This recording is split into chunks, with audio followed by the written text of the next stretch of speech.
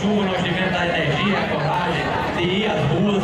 Na verdade, nós precisamos de muita chuva, de muita água, não só para lavar essa corrupção vergonhosa que inunda o Brasil, mas também para lavar a falta de vergonha dos políticos brasileiros. Não dá mais para aguentar estes políticos com essa atitude que eles vêm tendo de desprezo com a população brasileira. Nós estamos nas ruas hoje e voltaremos quantas vezes sejam necessárias. Nós temos hoje uma Assembleia no Sindicato, porque nós já deixamos bem claro.